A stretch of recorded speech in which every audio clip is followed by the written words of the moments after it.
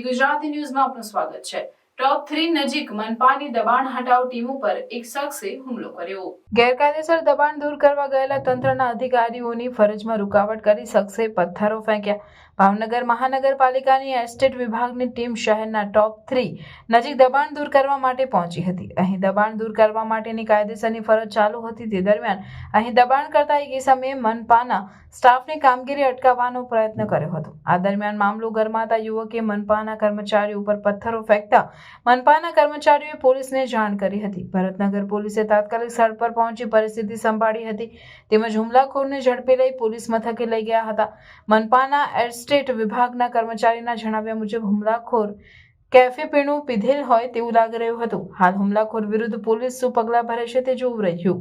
Reporter Firoz Malik, cameraman બીજલભાઈ Malkiya, Bhavnagar. Gohil ભયપાલસિંહ છે, દબાણ હટાવ cell team મહાનગરપાલિકા ભાવનગર।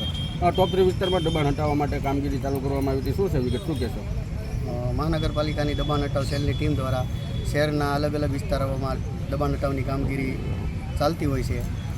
વોર્ડ ઓફિસની બાજુમાં ફરિયાદ આવેલી, તેના અન્વયે અમે આજે સ્થળ ઉપર આવેલા અને સ્થળ તપાસ કરી અને અમને દબાણ જણાવ્યું હતું અને ન્યુસન્સ પણ હતું।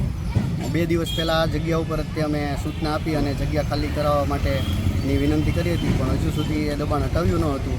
અને આજે દબાણ હટાવ સેલની ટીમ જ્યારે દબાણ હટાવવા પહોંચી ત્યારે એક ઇસમને કોઈ નશો કર્યો એવું લાગ્યું અને બીભત્સ વર્તન કરવાનું ચાલુ કર્યું હતું અને પથ્થર ઉપાડી અને ફેંકવાનું ચાલુ કર્યું હતું। અમે ત્વરિત ભરતનગર પોલીસ સ્ટેશનને જાણ કરી અને પોલીસ ઘટના સ્થળ ઉપર પહોંચી ગઈ હતી અને તે ઇસમને હાલ પકડી અને લઈ ગઈ છે અને દબાણ હટાવ સેલની ટીમ દ્વારા જે ફરિયાદ હતી એ ફરિયાદનો નિકાલ કરવા માટે દબાણ હટાવની કામગીરી અત્યારે ચાલુ છે।